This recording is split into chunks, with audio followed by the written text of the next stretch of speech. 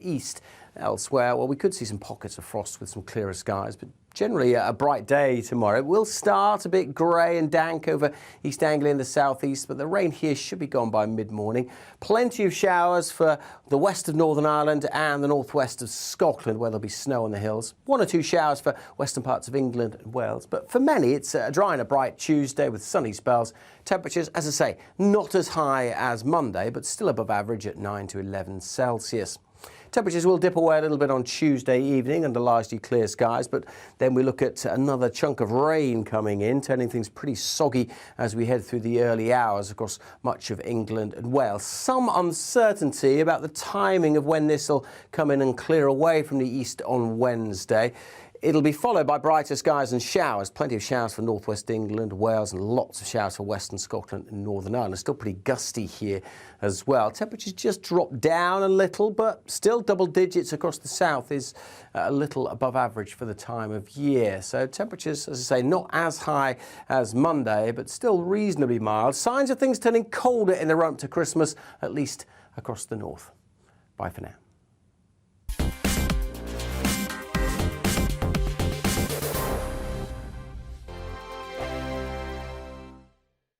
I'm Mark Dolan. Join me at 11 on GB News for Headliners, in which I'll be joined by 2 of the UK's top comedians discussing tomorrow's papers.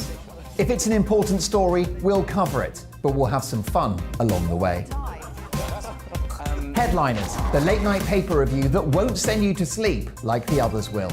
7 nights a week at 11 p.m. on GB News.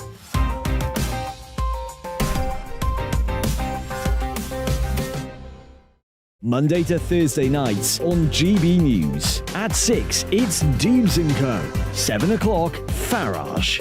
At 8, join Mark Steyn. And at 9, Dan Wootton Tonight, followed by Headliners. On TV, radio and online. This is GB News. Monday to Thursday, 9 p.m. till 11 p.m. Join me, Dan Wootton. I'll bring you the sharpest takes and hottest debates. Do you not believe in prisons? I don't believe in prisons. I'm completely stunned. I guarantee you there'll be no spin, no bias, no censorship. I actually was personally quite offended by it. And no reason to go to bed. So I guess they've always been quite woke. That's Dan Wootton Tonight on TV, radio and online. Monday to Thursday from 9 p.m. till 11 p.m. on GB News. The People's Channel, Britain's news channel. Join me, Lawrence Fox, on GB News. Frank, fun, fearless, and sometimes serious. Much as I love a Friday night punch-up, what I really want is a battle of ideas. I want to look at things differently. I want to hear different voices and engage with your unique experiences. Every Friday at 7 p.m. on GB News. Hello, I'm Esther McVeigh. And I'm Philip Davis. Whether you're watching or listening on TV, online or on radio, we handpick the latest stories, debates and expert opinions for your weekend. So whether that's politics, news or showbiz, we've got it covered. Join us every Saturday morning at 10 o'clock on GB News. Join me every Sunday at 6 p.m. for Gloria Meets. In exclusive interviews, I'll be finding out who our politicians really are and what they really think. It's something that you would never want anyone to suffer. I didn't know what channels there were. I didn't think I'd be believed. I must have weighed about 7 stone and I'm 5'8". My instincts was to sort of cover this up. I mean, clearly that was a mistake. Join me every Sunday at 6 p.m. on GB News, the People's Channel, Britain's news channel. Hello there, it's Eamon Holmes here from Breakfast on GB News. We're not just on your television and your screens, you know. We're on DAB plus digital radio, so you can listen to your favourite shows on the move. If you've not yet listened to GB News Radio, it's very simple. We're on your radio player and TuneIn apps, on your smart speaker, phone or tablet, or online at gbnews.uk. Take us with you wherever you go. GB News Radio. You never have to miss a moment of the People's Channel.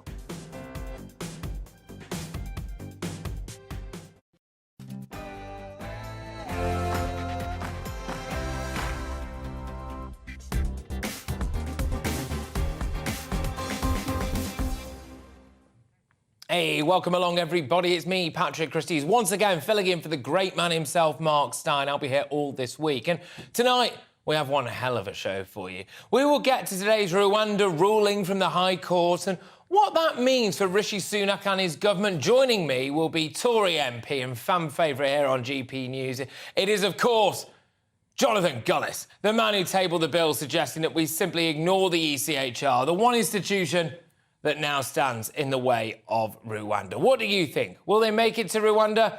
I heard the weather is great, actually. The Champagne socialist, Islamist apologist, former football player and future Labour MP, Gary Neville has lashed out at His Majesty's government in a propagandistic rant on ITV News. Maybe the best course of action is actually sending him to Rwanda if he hates this country so much. QPR fanatic Toby Young will be joining me on that very, very shortly. Speaking of Qatar, you'd think a country whose human rights record could compare at best to the likes of Zimbabwe might show a little bit of humility on the international stage. Well, you'd be wrong.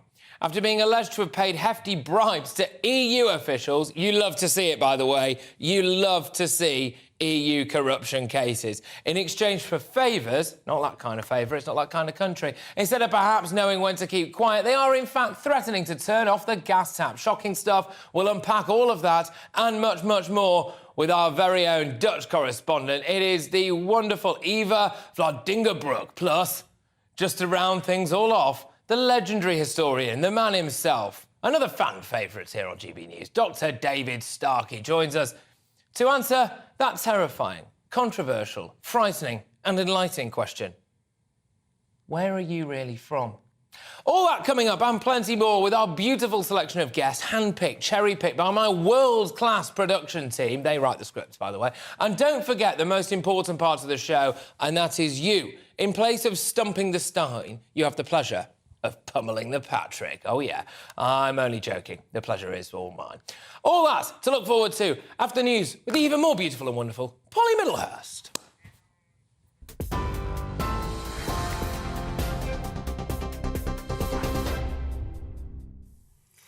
Patrick, thank you, and good evening to you. The Prime Minister has praised the selfless dedication and bravery of British troops currently deployed in Estonia.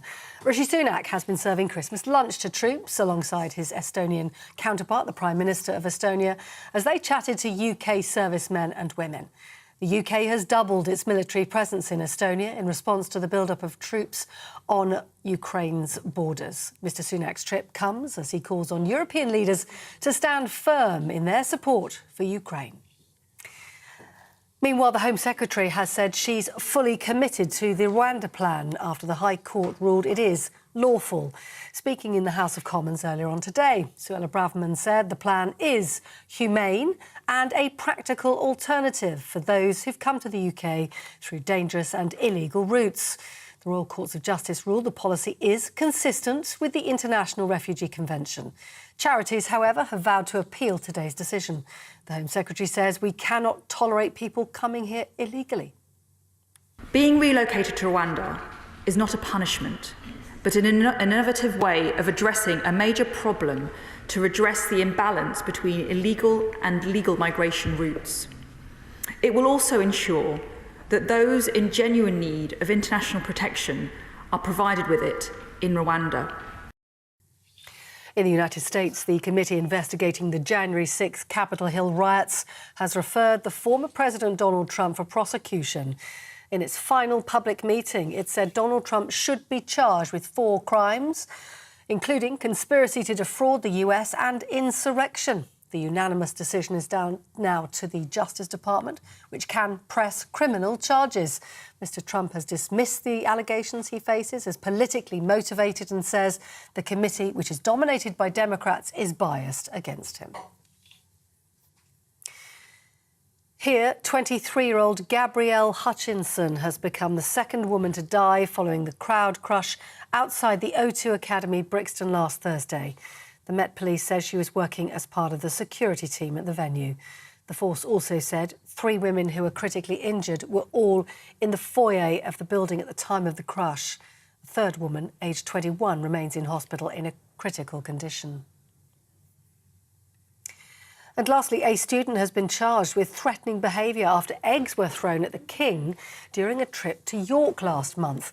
The King and Queen Consort were on a trip to unveil a statue in honour of the late Queen, when 4 eggs were thrown near to the royals, all of which just missed. 23-year-old Patrick Thirlwell has been charged with threatening behaviour under the Public Order Act and will appear at York Magistrates Court next month. You're up to date on TV, online and DAB+ radio. You're with GB News. Now it's time for Mark Steyn with Patrick Christis.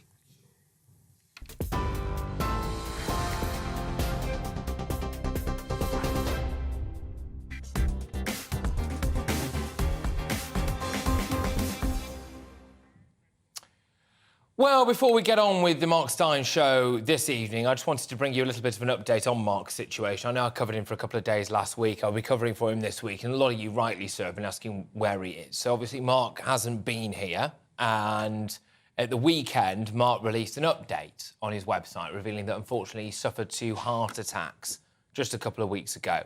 So, we just thought we'd let you know that, in case you didn't know already, and obviously, we all really wish Mark well. He's an absolute titan of broadcasting, a titan of GB News, a really good guy as well, for what it's worth. So really hope that he makes a full recovery. Fortunately, though, Mark is actually feeling a lot better, but for now, of course, at his doctor's advice, and I think we'll let him off. He's had 2 heart attacks, for goodness sake.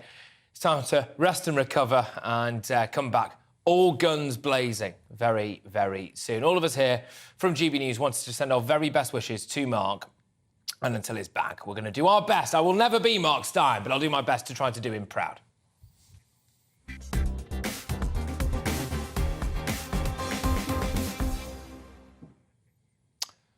Well, Gary Neville was a decent right-back, but he is an absolutely terrible left-winger and, frankly, comes across like a bit of a wazzock. There is a special type of narcissism reserved for Gary Neville, who treated us all to a party political broadcast during a World Cup final like some kind of weirdo. I think that he thinks he's doing the Lord's work, but actually, it just sounds a bit thick. That World Cup final was one of the best games of football that the world has ever seen. It was non-stop, gripping, a roller coaster of emotions. One player getting a hat-trick and ending up on the losing side. Another being crowned as the best player of all time. It was impeccably refereed. VAR didn't need to get involved. Of all the times that Neville could have piped up with his party political broadcast, that was probably the most pointless and irrelevant. There's a touch of the Prince Harry's about old Gary, isn't there? I think he genuinely feels as though he's tapped into a higher echelon of intellect, and his duty on this planet is to pass that wisdom down onto mere mortals watching a World Cup final with a Frey Bentos pie and a can of special brew. But like Prince Harry, he appears to be totally unaware of his own hypocrisy. Gary Neville is worth millions. He has a huge profile in the footballing world, and he could have easily sat out the World Cup if he wanted to, if he had any moral compass at all. Yet instead, he took a bag full of cash from a murderous, despotic, gay-hating, woman-hating, slave labour-loving regime in the shape of Qatar. It's like climate activists taking private jets to attend a demonstration. Tell me more, Gary, tell me more about good morals while you are lining your own pockets, sitting in a country where gay people are killed, women have no rights, and slaves died building the very stadium that the final was played in. And he tried to link all of that to a nurses' strike. Those things are not the same, Gary. Oh, and Gary, are you aware that the Labour Party, which you're a member of, doesn't actually support giving them a pay rise either? I think nurses should be paid more. Let me just say that again, in case Gary clips this up and puts it out. I do think nurses should be paid more, but I just don't think that the man who is taking millions from a murderous Sharia law-infused government should be the one to tell me that. I wouldn't mind. But if Gary Neville is as good at politics as he is at football management, then the Tory candidate who stands against him hasn't got anything to worry about.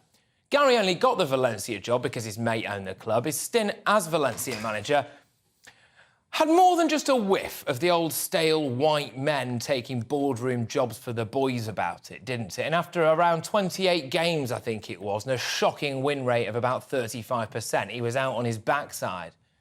When he was England coach, we got booted out of the Euros after we lost to Iceland. Look, in case you missed it, OK, here's what Gary actually said.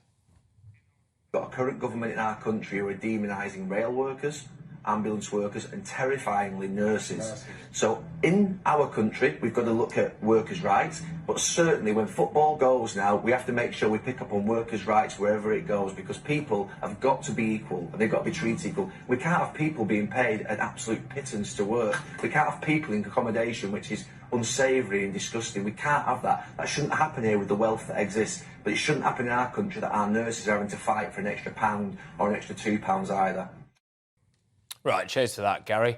If you work for Gary Neville at any one of his many business interests, make sure that you get in touch with him, because he now has a moral duty to give you a whopping great big pay rise in line with inflation, backdated to whenever you like. And like the rail workers that he claims to care about, why doesn't Gary give you a bit of job security for a couple of years as well? Look, like most idiotic pound shop trots, Gary Neville is at his tub-thumping best when he's the only one making a point. Because when he's actually talking to intelligent people about his views, this happens. In the room, he's still there. I mean, you're commentating there, aren't you? Yeah, I'm commentating there. And what's the defence? Football term. For commentating there? Well, you've got a choice, I think, haven't you? What, going or not going? Well, my view always has been that you either highlight the issues and challenges in these countries and speak about them, or you basically don't say anything, you stay back home and don't go. And I've always said we should challenge them. There's another option. You stay at home and highlight the abuses. You don't have to go and take the Qataris' money. Yeah, it's pretty much as straightforward as that, isn't it? Well, did he do anything to highlight the issues over there, really? Because he was on the state broadcaster doing analysis, wasn't he? Did he discuss human rights, workers' rights abuses at all on Qatari TV? No, of course he didn't. No way, of course not. He'll just take their money and keep quiet, like a good little boy. But then the viewers on British telly have to sit through his little manifesto pledge, don't they? Look, I don't disagree with Gary Neville's sentiments much. And I am actually a Manchester United fan. I just thought the execution was wrong. Having said that, he can get execution lessons from his new best mates, the multi-billionaire Qataris, who actually would definitely have killed him for his political views if he lived in their country. Those are my views. Joining me now is Associate Editor of The Spectator and fanatical QPR fan, it's Toby Young. Toby, thank you very, very much. Should Gary Neville just shut up about politics? Yeah, I feel like Gary doesn't have a great deal to contribute to the public discussion in this country about politics. It was really quite unbelievable that he should have embarked on this rant on Qatari TV, particularly after, making the excuse he did to Ian Hislop in that clip we've just seen. We all expected Gary, when he arrived in Qatar, to be criticising the Qatari authorities for ignoring workers' rights, for using people who were virtual slaves to build the stadia, for ignoring women's rights, for still making homosexuality illegal, none of which he seemed to do. On the contrary, he made actually a glossy tourist film for Qatar when he was there. Nice.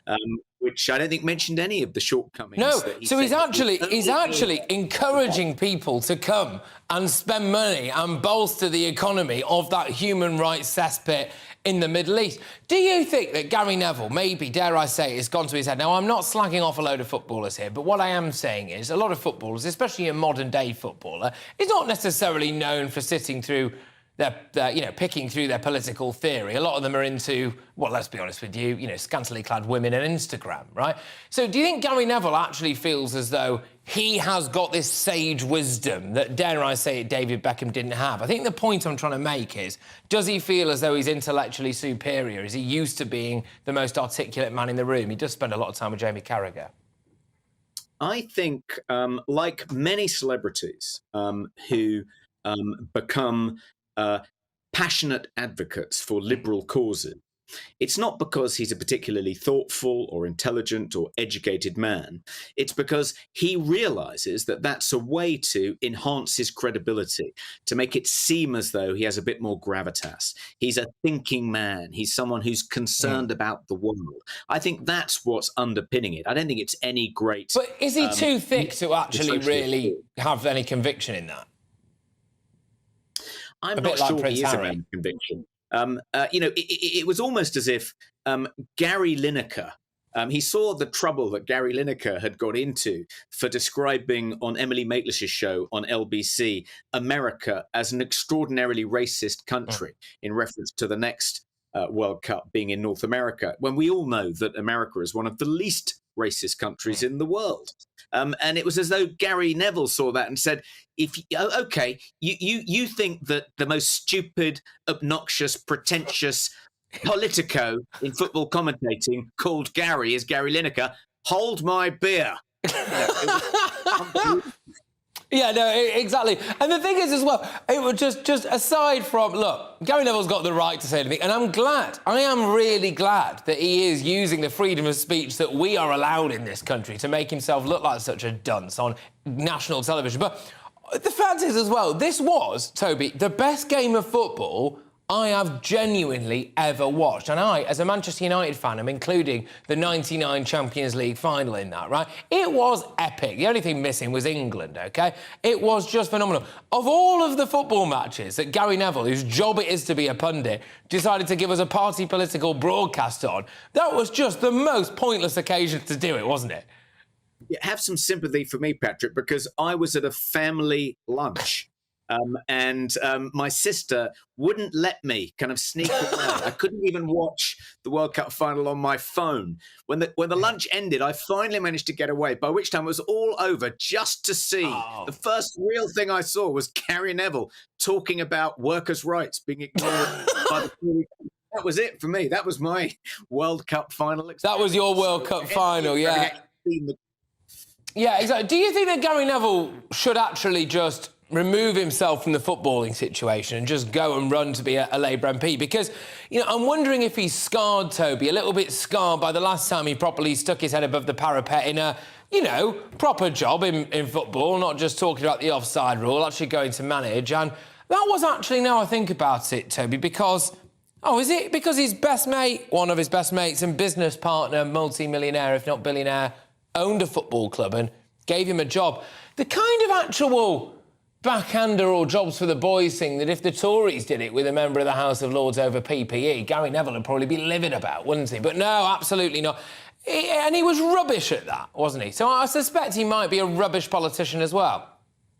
Yeah, sounds perfect to stand as a Labour MP. I wouldn't... I mean, does he actually entertain political ambitions? I expect that he's hoping for other kinds of preferment when Keir Starmer, or if Keir Starmer becomes our next Prime Minister. I imagine he'll want to be invited to Downing Street and to Chequers and to be given a knighthood or a peerage, you know.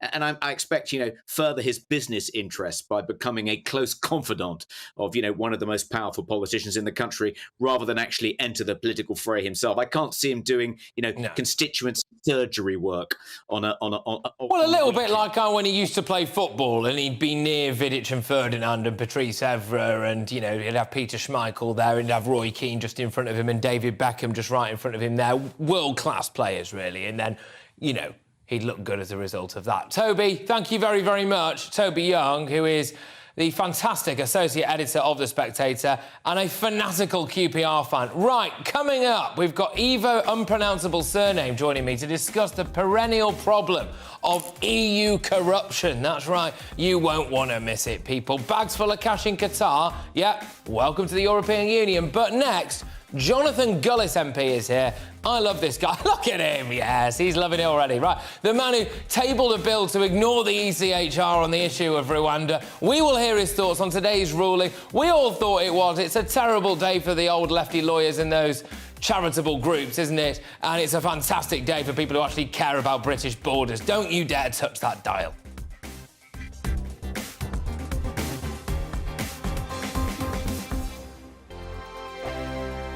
Monday to Thursday, 9 p.m. till 11 p.m. Join me, Dan Wootton. I'll bring you the sharpest takes and hottest debates. Do you not believe in prison? I don't believe in prison. I'm completely stunned. I guarantee you there'll be no spin, no bias, no censorship. I actually was personally quite offended by it. And no reason to go to bed. So I guess they've always been quite woke. That's Dan Wootton tonight on TV, radio and online. Monday to Thursday from 9 p.m. till 11 p.m. on GB News. The People's Channel, Britain's news channel. Every morning from 6 o'clock, we'll wake you up with GB News Breakfast with all the stories you didn't know from the night before. So whether it's serious news, entertainment, or your own views from all over our great nation, we're here to kick off your day with a smile. The national media should be reflecting and reporting what's happening here. You will notice the northwestern accents. Whether you're with us on TV, radio, or online, every morning, it's breakfast from 6 a.m. Hope you can join us. Join me every Sunday at 6 p.m. for Gloria Meets. In exclusive interviews, I'll be finding out who our politicians really are and what they really think. It's something that you would never want anyone to suffer. I didn't know what channels there were. B, I didn't think I'd be believed. I must have weighed about 7 stone and I'm 5'8". My instincts was to sort of cover this up. I mean, clearly that was a mistake. Join me every Sunday at 6 p.m. on GB News, the People's Channel, Britain's news channel. Hello there, it's Eamon Holmes here from Breakfast on GB News. We're not just on your television and your screens, you know. We're on DAB plus digital radio, so you can listen to your favourite shows on the move. If you've not yet listened to GB News Radio, it's very simple. We're on your radio player and tune-in apps, on your smart speaker, phone or tablet, or online at gbnews.uk. Take us with you wherever you go. GB News Radio. You never have to miss a moment of the People's Channel. My name's Tom Harwood and join me 9:30 a.m. every weekday for The Briefing, your one-stop shop for everything you need to know about what's going on in politics today. I wonder if this is a deal that might need to be like the biscuits in this factory, twice baked. Is there not an opportunity here to win out against the extremes? Tom Harwood, GB News. What are you going to do about it? Things should have been done differently, and they certainly are being done differently. Don't miss it. The Briefing with me, Tom Harwood, 9:30 Monday to Friday on GB News. Hello, I'm Simon Evans. Join me on GB News for Headliners at 11 p.m, where I'll be joined by two of the country's top comedians as we take a look at tomorrow's newspapers tonight. If it's a big story, we'll be covering it, I guarantee, but we'll also have some fun along the way. That's GB News Headliners at 11 p.m. We won't put you to sleep, unlike some of the other paper review shows out there. So join us, 11 p.m, 7 nights a week.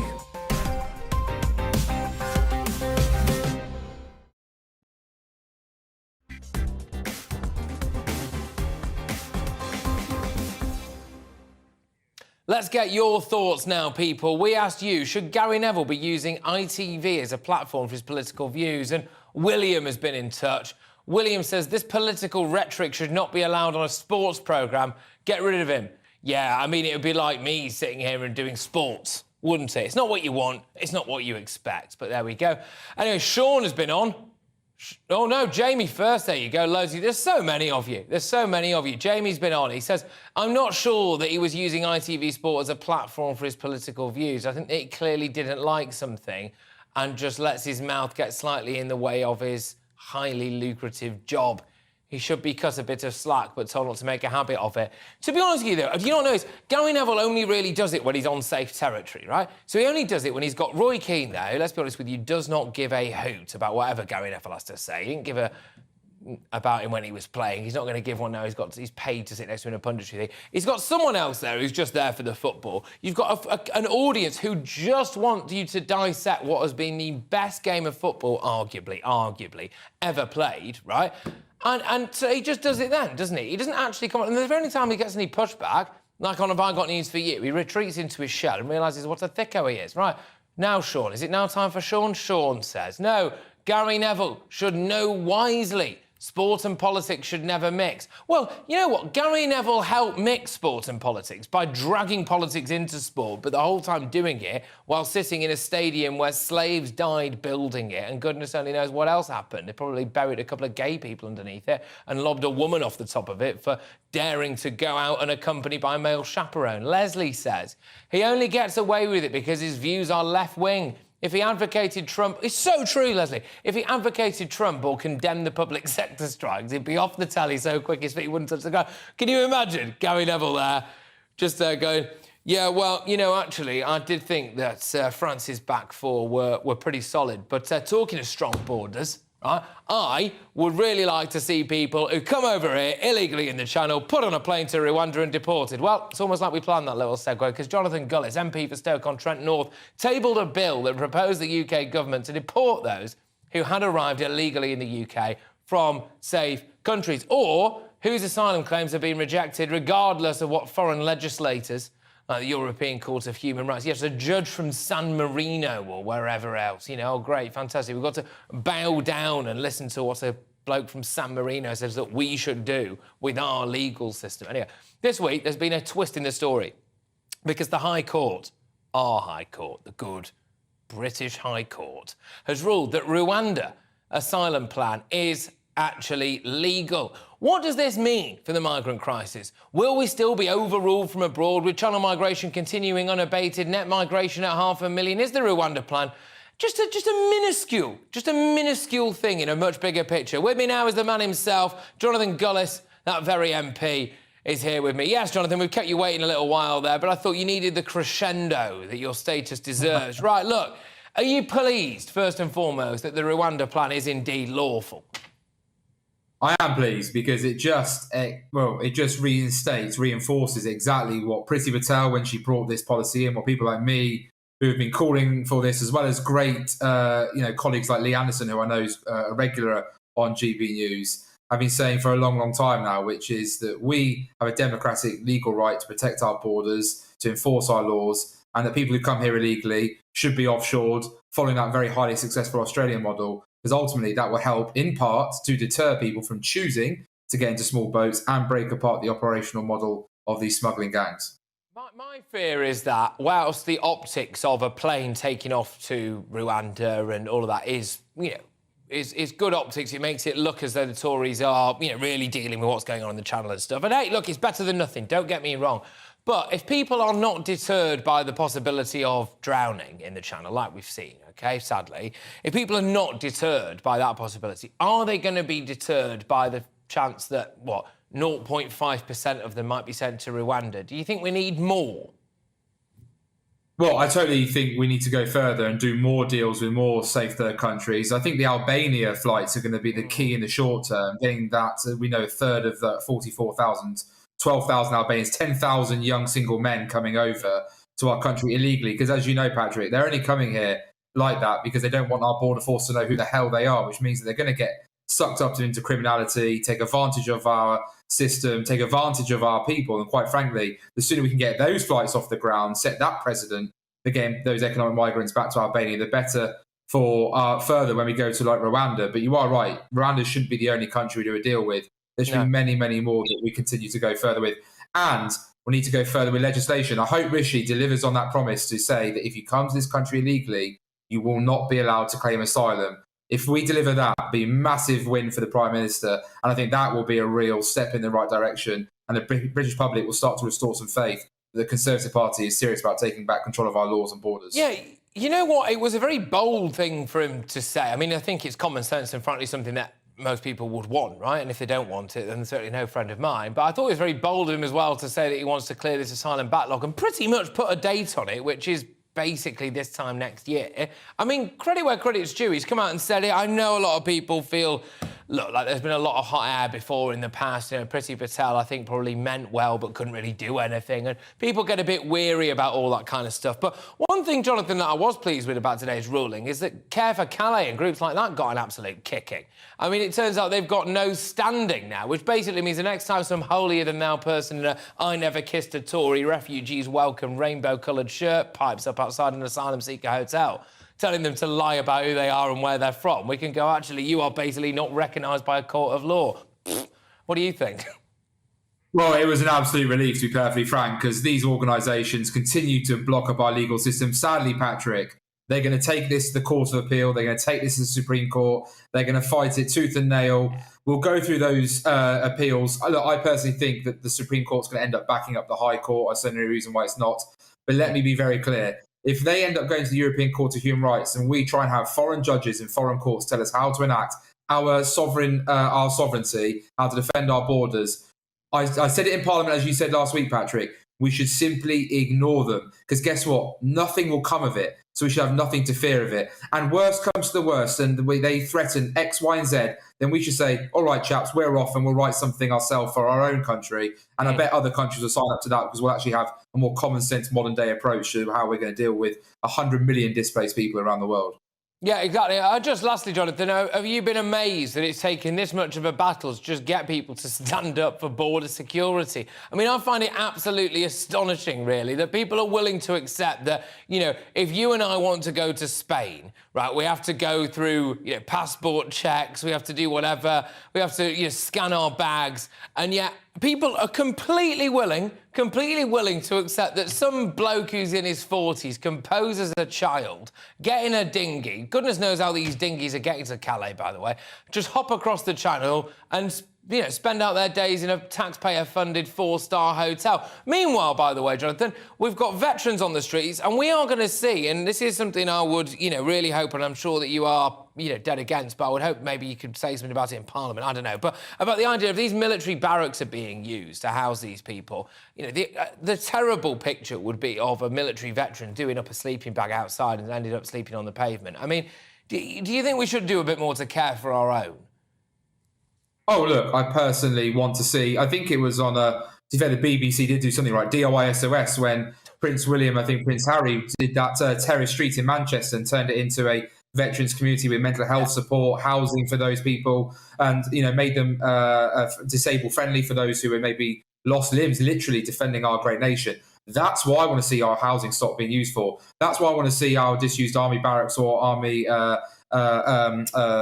housing used for, brought into fit and state repair, looking after those who are bravely willing to sacrifice their lives for our freedoms today, rather than, like you say, putting up people who've come here illegally at a massive expense to the British taxpayer. And then, as I told you before, in Stoke-on-Trent, having people complaining about the school's Ofsted rating. So these people come here illegally, moaning about the local schools that they might send their kids to. The audacity of it is unbelievable. Yeah, well, it is, yeah, 100%. And as well, I mean, it's another whopping loss, actually, for Keir Starmer, because there's a bloke who prides himself on being forensic with the law and all this stuff. I mean, some would argue he wasn't too forensic when, you know, there are a few fugitive characters wandering around the BBC, but we'll leave that one there. But, you know, forensic with the law and all of this, and then all of a sudden it turns out this Rwanda scheme that he's had, well, it's not unlawful at all. So now they've got to go about whether or not it's cost-effective. Anyway, Jonathan, thank you very much. Really appreciate you making the time for us. As ever, my good man, keep up the good work. Jonathan Gullis there, who is Tory MP for Stoke. Right, OK, we've got loads more coming our way, loads more people. Dr. David Starkey will be on hand, and I will be asking him the great offensive question of our time. Strap yourselves in, people. Ready? Where are you from? But before that, Eva Vlaardingerbroek is here to explain... There she is. We'll explain why she wants her country of the Netherlands to follow Britain's example and get the hell out of the European Union. More drama is unfolding. Hey, it's not just about corruption. It's not just bags full of Qatari cash. No. It's also about something a lot more subtle. Things like carbon credits, right? Which basically traps people into doing what the EU wants. Don't worry, it's more interesting than it sounds. Don't go anywhere.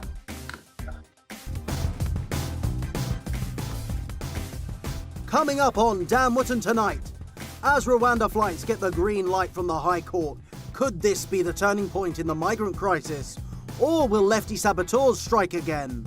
Plus, one of the world's most fearless commentators, Andrew Tate, gives his unmissable verdict on the Harry and Meghan saga. Plus, there's unfiltered opinion from Lawrence Fox, and Matt Letizia tackles World Cup virtue signaller Gary Neville. That's Dan Wootton tonight, 9 p.m. to 11 p.m. on GB News.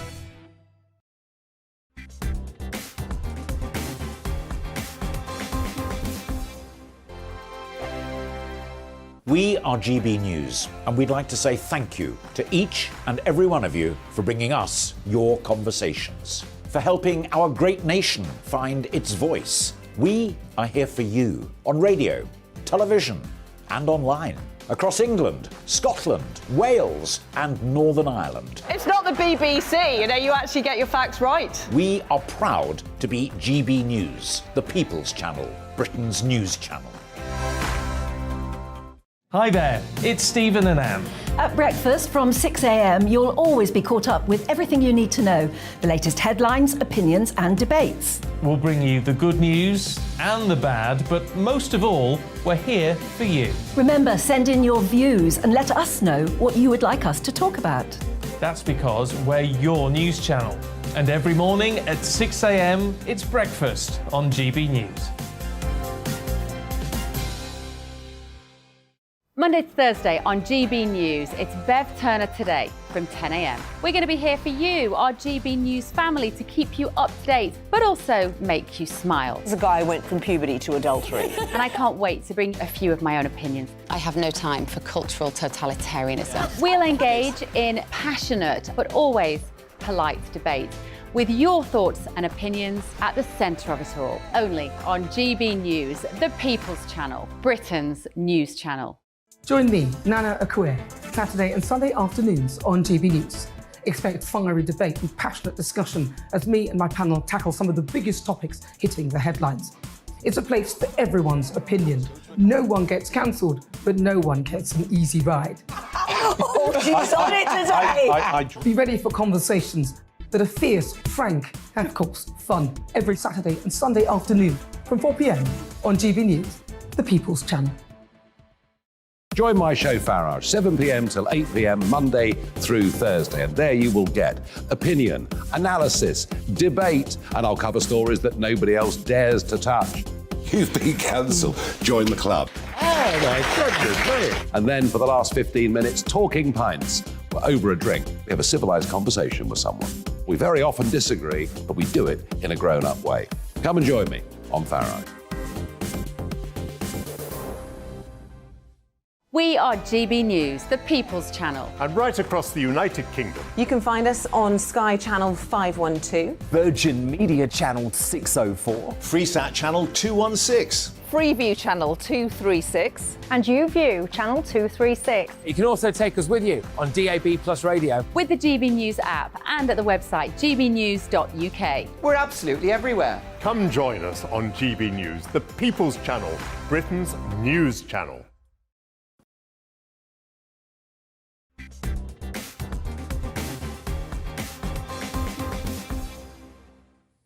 Hey, welcome back, everybody. Right, don't mess with the Doha. EU officials have been warned amidst a bribery row.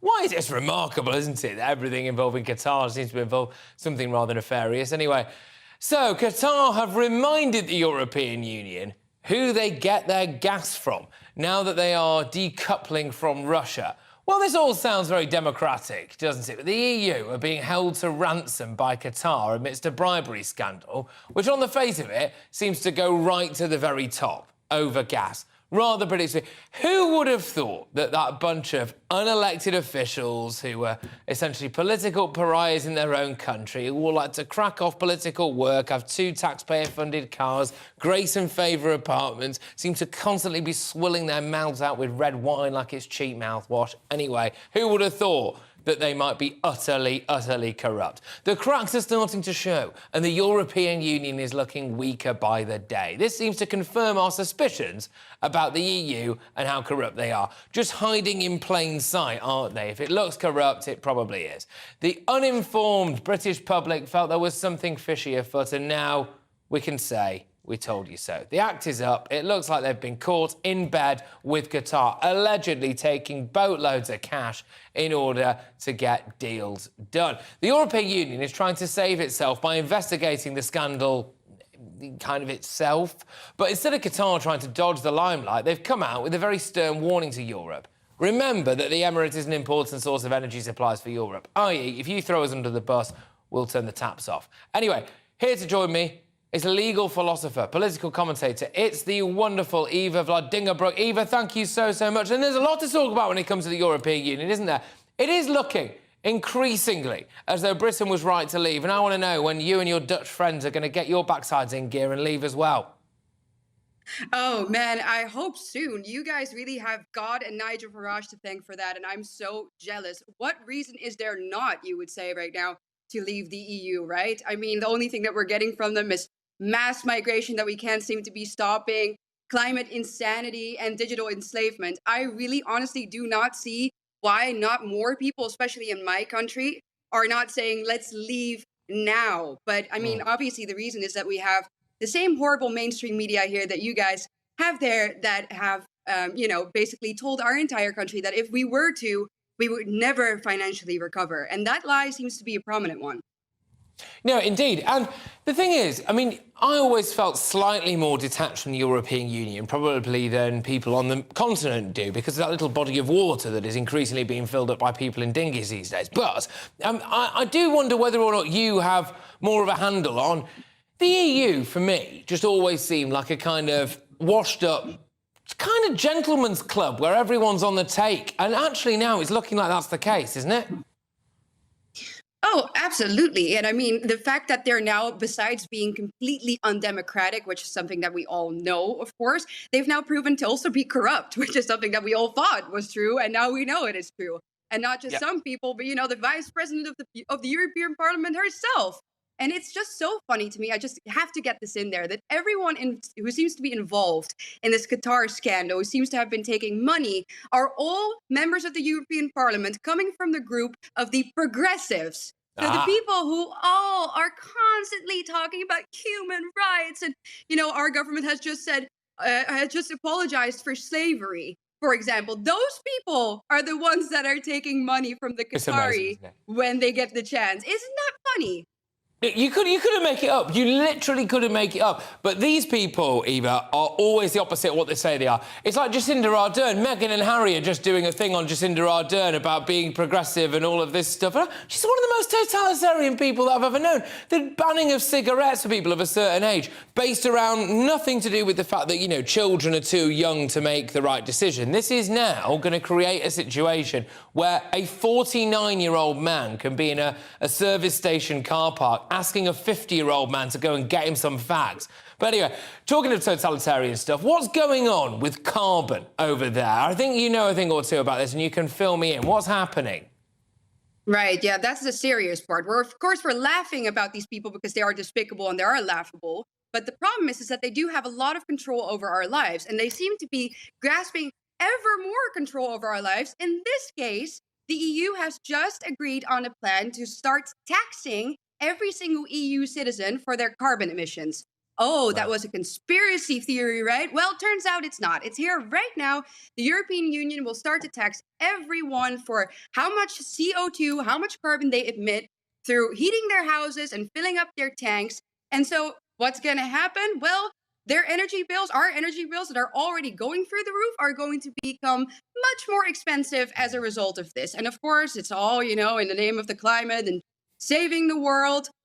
But the end result is always that we have to start paying and that they get more control over our private lives. Exactly. For global health, we all have to lock ourselves down and become loads poorer. Oh, for the global climate, we all have to become a lot poorer. Oh, you'll never leave the European Union, because if you do, you'll become poorer, despite the fact that you actually won't. Eva, thank you very, very much. Eva Vlaardingerbroek there.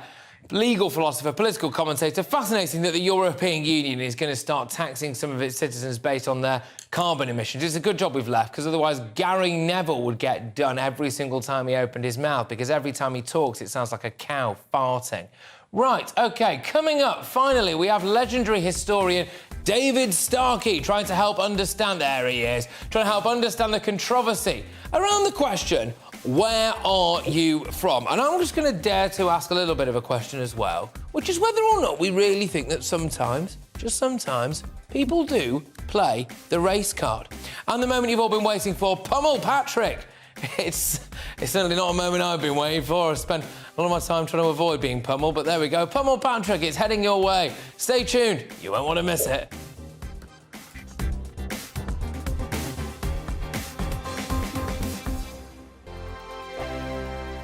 Monday to Thursday nights on GB News. At 6, it's Dubes & Co. 7 o'clock, Farage. At 8, join Mark Steyn. And at 9, Dan Wootton Tonight, followed by Headliners. On TV, radio and online. This is GB News. Here on GB News Live, we'll be keeping you in the picture, finding out what's happening across the country and finding out why it matters to you. We'll have the facts fast with our team of reporters and specialist correspondents. Wherever it's happening, we'll be there from 12 noon on TV, radio and online. GB News, the People's Channel, Britain's news channel.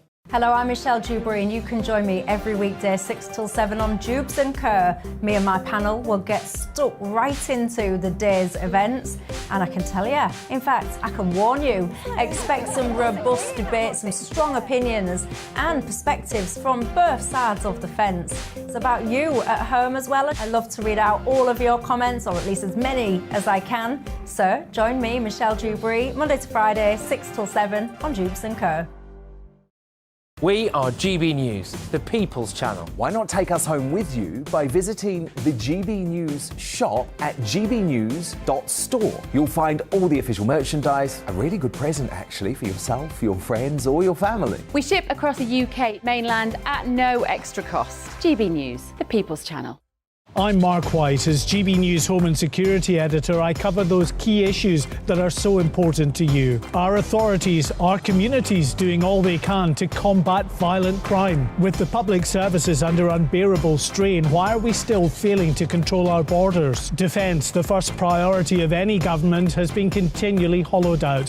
Can we trust our politicians to protect the armed forces? Join me, Mark White, on GB News.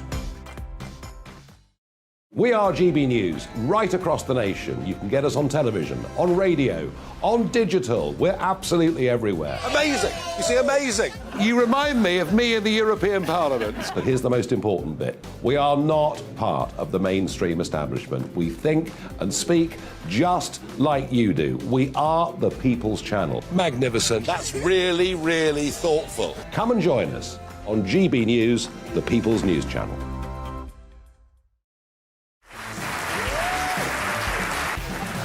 My name is Andrew Doyle. Join me every Sunday evening at 7 p.m. for Free Speech Nation. This is a show where we address current affairs and news stories of the week with the help of two wonderful comedian panellists. I brought in comics because I want to give it a lighter edge, and also they work for less. See you there.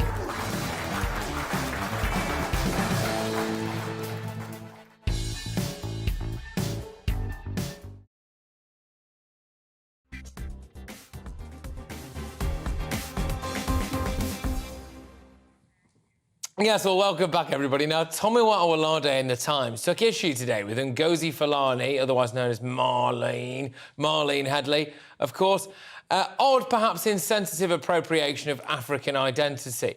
We made similar points on the show last week. Ngozi, or Marlene, is a British woman with Barbadian heritage, but the name she chose to give herself is a slack mishmash of two separate and distinct African peoples. The blasé conflation of the two could, some might say, actually just be a little bit offensive. A lot more so than the question of where are you from? Now, look, as a northerner, that's a question I get asked a lot down here. I even sometimes get mistaken for God's own chosen people, the men and women of Yorkshire. I would love to claim association with them. I'd even change my name happily to that most commonly given to baby boys up there right now in a heartbeat. But alas, I don't want to offend the natives of York, Leeds, Bradford. I shall not, unfortunately, be hereafter known as Mohammed Christie's. All jokes aside, reduction of complex identities to superficial qualities is very common among progressives. And it was said in a recent Netflix Harry and Meghan documentary, I don't know, I mean, you may recognise this voice from that documentary. I was in it twice, I don't like to go on about it. Anyway, for instance, that she is an icon for black people around the world. Meghan Markle, absolute icon for black people all around the world. But she is an American woman from California, LA, through and through, who shares no language or common culture with many of those who she is claimed to be an icon for. How can anybody claim that Ms Markle, previously of Deal or No Deal fame, can relate to or represent the struggles of, I don't know, say the Tuareg Berber people of the Sahel? I don't know. Anyway, one man who knows much about identity and how it forms among human history is Dr. David Starkey. Thank you very, very much, you legend. David, I hope you're all right. Anyway, but why do progressives think this way? Where do they come from? You know, I don't quite understand all of this stuff. Why do they try and think this way? Well, you're dealing with a conflict of two completely different ideas of nationhood. One is, which is actually very much entrenched in Western European thought, which is the idea that it comes from race. Until recently, Germany, that wonderfully progressive country, you were a German if you spoke German, which is the identifier of being German. We in Britain, for a long time, have had a very different view. It is that your identity is where you're born. It's simply a matter of legal fact. You can have parents that come from anywhere in the world. You are still British, or as it used to be, English. Now, what is extraordinary about racial theory? Well, it's not extraordinary, is it? It embraces the idea of race. In other words, progressive racial theory, critical race theory, is another racist doctrine. Until we actually understand that, we don't understand anything. No, exactly. But it's also, David, it's also how far back do you take it, David? This is the thing, how far back do you take it? My father is Greek Cypriot. Do I go and campaign outside the Turkish embassy so I can have half my country back? No, of course I do. President Biden. I mean, how many generations back is it since one of his ancestors came from Ireland, although the great bulk of them are apparently English-American, yet he chooses to identify. You can... People do very often take this as a signal. Now, what I think there are two big issues in this debate here. One is the clash in Buckingham Palace, this clash between a woman who, remember, is deliberately shifting identity in the course of a conversation. As you said, she turns up. I mean, you were very polite about it. I'd put it a little more vigorously. She actually turns up dressed like a figure out of a 19th century travelling circus, doesn't she? I mean, that's what she looks like. She's playing an African queen in a 19th century travelling circus. She has this confected name, and yet the moment she's asked a question about identity, and by the way, she claims to be hugely proud of her African identity, which of course is an invented thing. But the moment she's asked about it, I'm British. No, you know what I mean? Look, absolutely. She's deliberately playing between two games. Yes, and this leads me, David, this leads me perfectly on to the next point, right, which is actually a question that I think far too many people shy away from. It's because of things like what the palace do, where essentially they've got Lady Hussey, or she's done it herself, whatever, to apologise, right? People just flagellating themselves at the altar of wokedom. Do people play the race card, David? Of course. I mean, this woman was undoubtedly playing it. David Olusoga, the person you quoted from the Meghan and Harry documentary, plays it. Meghan plays it. And Harry, poor boy, has been forced to acknowledge it, swallow it, and regurgitate it. But you see, I don't really care about Meghan. I don't care remotely about Ngozi. I do care profoundly about the monarchy. The thing that is terrifying is that the King and the Prince of Wales seem to have swallowed this stuff hook, line, and sinker. We're being told that the King believes in diversity and inclusion. The Prince of Wales spokesman immediately pounced on poor Lady Hussey. And the language, you remember there was a famous meeting in which they both looked very, very odd indeed. And Ngozi, by the way, was almost dressed as somebody that, you wouldn't raise an eyebrow in the street. They were seated on either side of a grand Regency cabinet in the Regency room at Buckingham Palace. But the statement that was issued afterwards, let me just read it because it's fascinating. Yeah, Lady Susan has pledged to deepen her awareness of the sensitivities involved and is grateful for the opportunity to learn more about the issues in this. This is pure human rights speak. Now, is the palace swallowing this? I think the answer is that it is. But what about David Olusoga in the documentary, in the Harry and Meghan documentary? What he is actually saying is that the Commonwealth is a fundamentally racist organisation. Oh, it is, as in he is, saying that, exactly. And that's the thing. And David, just out of interest, just because I've got to throw over to the wonderful Dan Watson in a second, I know you wouldn't want me to miss that, but I do find it absolutely astonishing, David, that if you take it all the way back to our monarchy's history, of all of the people and all of the world leaders and all of the dignitaries and all of the things, a woman who basically changed her name to sound like a mishmash of two African tribes decided to come in from a charity that may or may not be about to be investigated by the Charity Commission.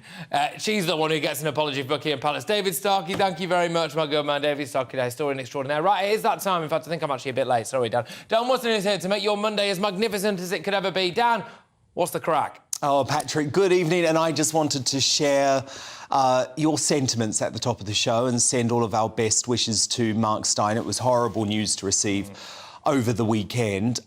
Very strong monologue from you tonight on a certain Mr. Neville, and we're going to be picking up the baton with Matt Letizia, who has some strong things to say.